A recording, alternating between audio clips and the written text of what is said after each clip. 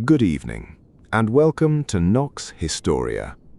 Tonight, we travel to the world of medieval Novgorod. So, set the day down. It has already had everything it was going to have from you, and it is finished now. There is nothing left in it that needs answering tonight. No hour left to keep, nothing more to carry. Let your shoulders come down away from your ears. Let your jaw unclench. Let the breath go long and slow and low in the chest. The air where we are going is cool and clean, and smells of pine resin and wood smoke and damp black earth, and the light is turning a soft gray gold over a slow northern river. Come with me gently. We are going somewhere very old and very ordinary, and, once the lamps are lit, very kind. We are traveling to Novgorod. Novgorod the Great, they call it, in the northwest of the lands of the Rus, in the years around 1200. It sits in a wide curve of the river Volkhov, which comes up out of Lake Ilmen and moves north so slowly that on a still evening it hardly looks like moving water at all. This is a city built almost entirely of pine and oak. Houses, fences, workshops, even the streets themselves, and one of the busiest trading towns in northern Europe. It is also something rarer than that. Since the year 1136, when the townspeople sent their prince away, Novgorod has not truly been ruled by princes at all. It hires them. The assembly of the town, the Vice, invites a prince in on written terms, keeps him for his sword and his soldiers, forbids him to meddle in the running of the city, and when he oversteps, the assembly sends him home again and finds another. The men who actually govern here, the Posadnik and the Tisiatsky, are elected. And here is something most people never learn. Beneath every street in this city lies heavy, waterlogged clay. Air cannot get down into it. Where air cannot get in, wood does not rot, leather does not crumble, and bark does not turn to dust. It simply waits, dark and damp and patient, for 700 years.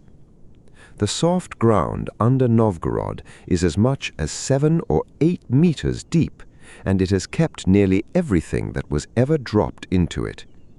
On the 26th of July, 1951, a young woman named Nina Akulova, working on an excavation in the Nerevsky quarter, lifted a curl of birch bark out of the mud and saw writing scratched across it. Since that afternoon, more than 1,200 such letters have come out of the ground across a dozen towns, 1,113 of them here in Novgorod alone.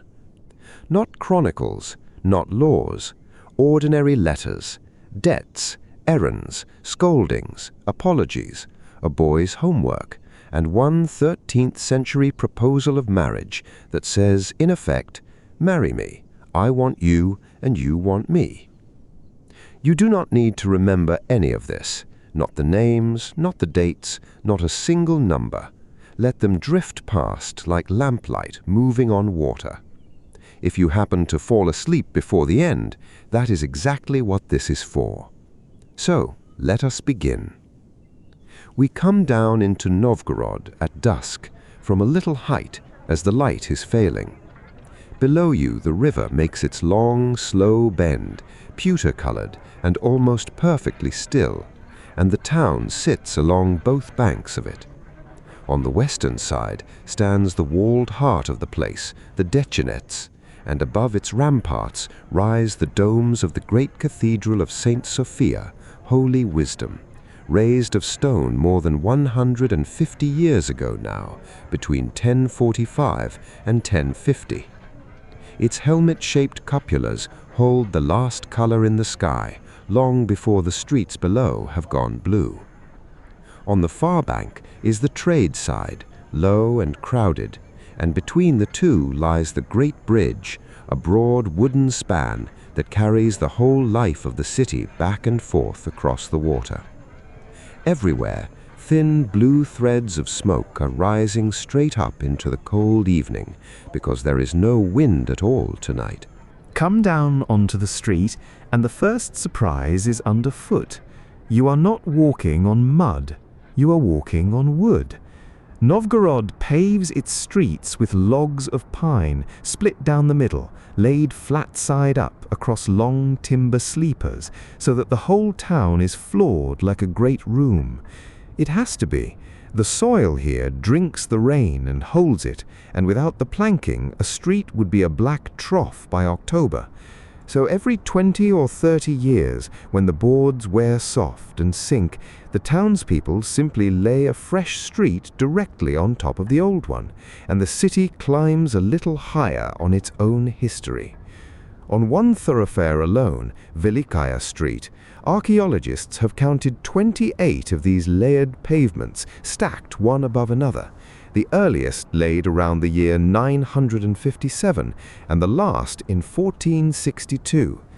Because each is pine, and pine keeps its growth rings, the timbers can be read like a calendar, ring against ring, and dated to within a year or two. The city wrote its own dates into the floorboards without meaning to. Walk along it now, slowly, and let the sound settle. The boards give very slightly under your feet, a soft, hollow give, and the give is the same all the way down the street. To either side run high fences of split stakes, and behind each fence is a household, a yard, a house, a shed, a bathhouse, a garden plot going over to autumn. This is not a city of open squares and long views, it is a city of gates.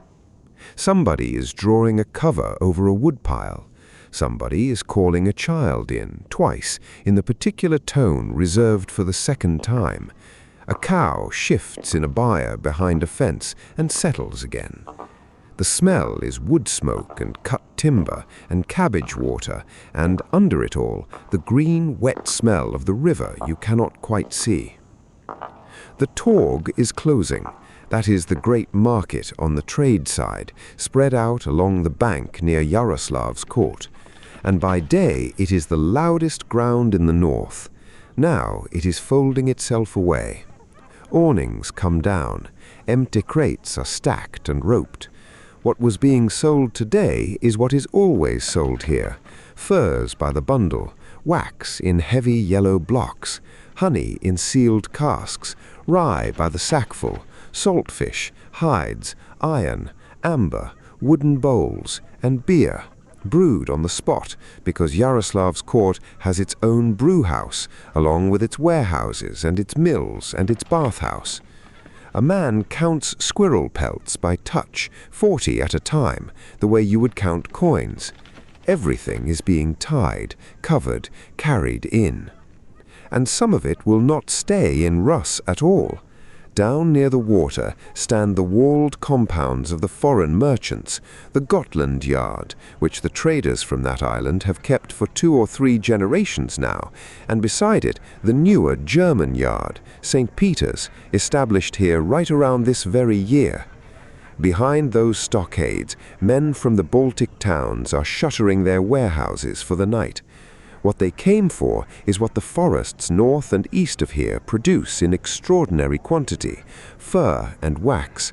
Squirrel above all, plain, cheap, warm grey squirrel, shipped west in tens of thousands, enough that half the merchants of Europe will line their winter coats with it. Sable and marten and white ermine for the very rich. And wax, blocks and blocks of it, because every cathedral in Christendom burns candles and none of them make their own. What comes back the other way is cloth, salt, and metal. This quiet riverbank is one end of a rope that runs all the way to Lübeck and Bruges and London. Now turn in at a gate. The one you want is a plain one, on a side street, off the main run of planks, with a lamp already lit behind the shutter. The house is a srub, a log house, built of log trunks notched at the corners and stacked, no nails anywhere in it, the gaps packed with moss. It is small and low and square, raised a little off the wet ground, with a plank floor swept clean and a heavy door you have to duck under. Inside, the warmth meets you at once, and it is a thick, mild, wrapping sort of warmth, quite unlike the sharp air outside. There is a bench along 2 walls, a table, a chest, a cradle, baskets and hooks, and a shelf of clay pots. Everything in this room is wood, and most of it has been carved a little in the corners and along the edges by somebody with time and a good knife. The heart of it all is the stove, built into the corner opposite the door, clay and stone, domed, blackened, the size of a small altar. It has been burning since morning, and it is not burning now. It is simply holding. That is the whole idea. You feed a Novgorod stove hard once, and then it gives the heat back slowly for the rest of the day and most of the night, long after the flame has gone. The old ones have no chimney. The smoke drifts up and lies in a layer along the roof beams and slips out through a small hatch high in the wall, and that is why the roof beams and the top third of every wall in this house are a deep glossy black, and the lower walls are still honey-colored. The soot keeps the rot out of the wood. It is filthy, and it is clever, and it works. Come and sit close to it. Put your back against the warm clay. In a northern winter, this corner is the whole world. Somebody sets a small lamp on the table and lights the wick, and the room goes gold and shadowed. And now, in this hour, this is when Novgorod writes. On the table there is a strip of birch-bark, cut in a neat rectangle, pale and slightly curling, and beside it a stylus, a pointed rod of iron or bone, with a little flattened spatula at the other end. More than 200 of these have come out of the ground here. You do not need ink. You simply press the letters into the soft inner bark, and the marks show up darker, and when you have finished, you fold it and send it. The letters people wrote this way are astonishingly plain. Send me a man and a horse. The barley is sold. The money is not paid. Why have you not written? Buy me a good linen cloth if you can. I am ashamed. Forgive me. Come, all of you, on Sunday. One woman writes furiously to a man about a promise, and you can feel the pressure of the stylus in the bark 8 centuries later. The meal comes to the table without ceremony. Rye bread, dark and sour and heavy, from grain sown in autumn and carried through the winter under the snow, because rye is the crop that will tolerate this ground when wheat will not. A pot of grain porridge, cooked slow in the stove all afternoon. Turnips, plain boiled turnips, which in this century are the great filling vegetable of the north, doing the exact job the potato will do here 500 years from now. And fish, always fish.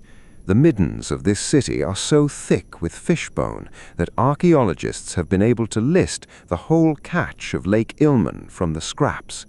Pike, bream, perch, roach. There is beer in a wooden cup, weak and slightly sweet. Nobody makes a speech. Somebody breaks the bread, somebody passes the salt, and the room falls into the particular quiet of people who are hungry and are now being fed. And here is where I want to gently put one thing right. If you have ever been told that in the Middle Ages reading and writing belonged to monks and princes and nobody else, that the ordinary person of the year 1200 lived and died without ever holding a pen, Novgorod is the polite, overwhelming answer to that. These bark letters were not written by scholars. They were written by tradesmen, by farmers, by household servants, by wives, by mothers, by boys. Women appear all through them, sending orders, settling money, running property, chasing deaths in their own names.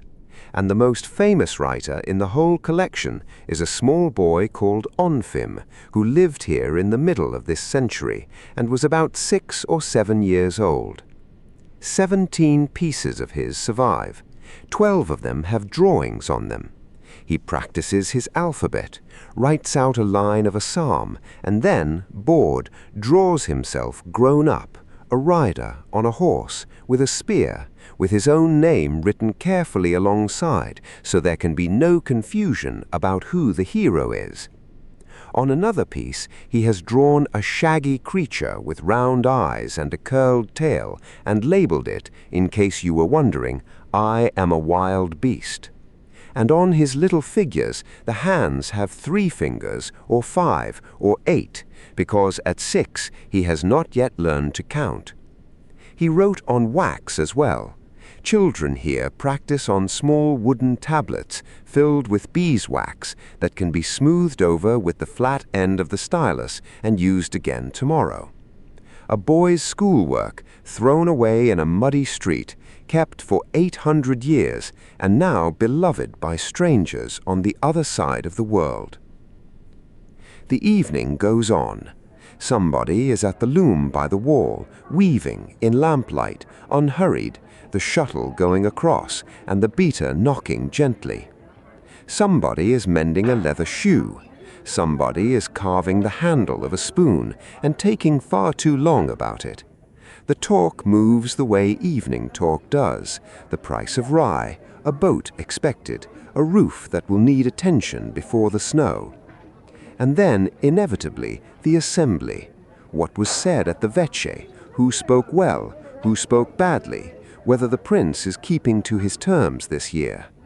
This is a town where a carpenter has an opinion about the head of state and expects it to matter, and is not entirely wrong. Now the household goes to bed, and it does it slowly.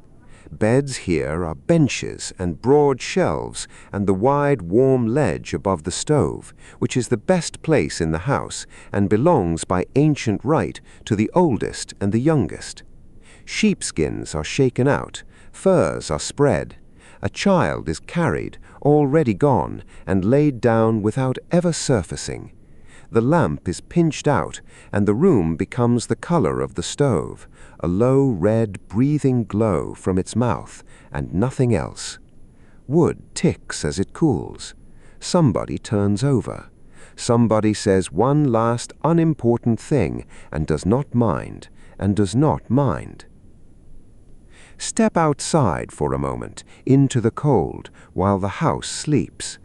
The sky over Novgorod has cleared, and the stars are out hard and bright, thick as spilled salt, in that scoured, clean way that only happens in the north when there is frost coming.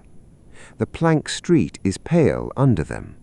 Down at the bank, the Volkhov lies flat and black, and takes the stars whole.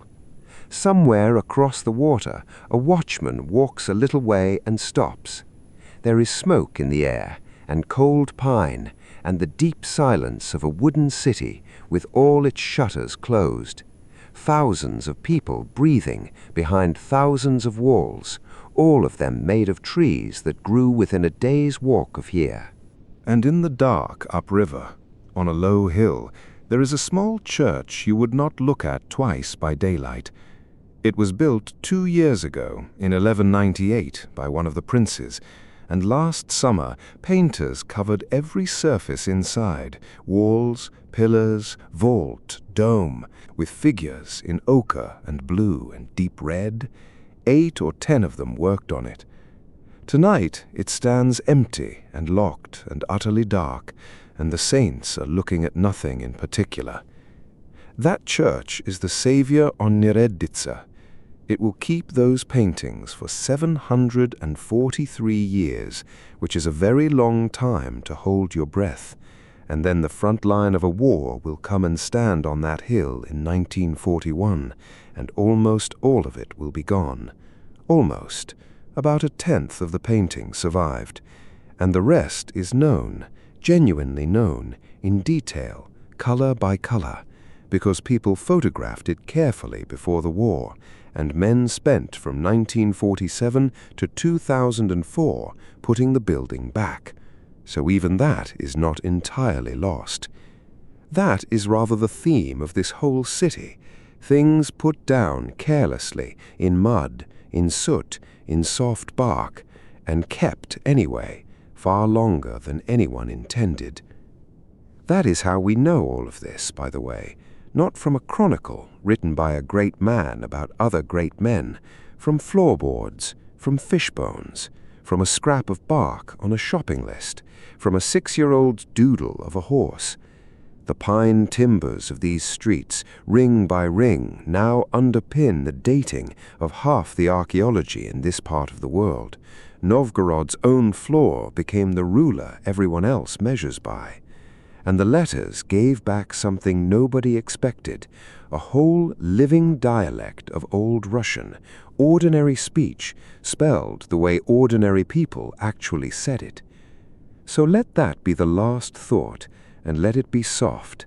Somewhere under your feet in every old place, the ordinary hours are still there, not the battles, the errands. Somebody wrote, "Take care of the horse," and somebody wrote, "I am ashamed, forgive me," and somebody, aged 6, drew a wild beast with too many fingers, and none of them imagined for 1 second that anybody would ever read it. They were just getting through a Tuesday. And then they went home and ate rye bread and banked the stove and lay down in the warm dark, as you, perhaps, are sleeping now. The glow in the stove mouth is going from red to the color of an apricot, and then to almost nothing. The house is entirely quiet. Outside, the frost is coming down over the plank streets and the shuttered gates and the long, still water, and the domes are the last things holding any light at all, and even they are giving it up now. So let go of the last of it, whatever you are still holding. It is not yours tonight. It will keep exactly as everything here kept, in the dark and the damp and the quiet, and it will still be there in the morning if it ever really mattered. Let your hands go loose. Let your breath go slow. There is nothing to answer, nothing to fetch, nothing to finish. Sleep well, and when you are ready to travel again, Nox Historia will be waiting. Good night.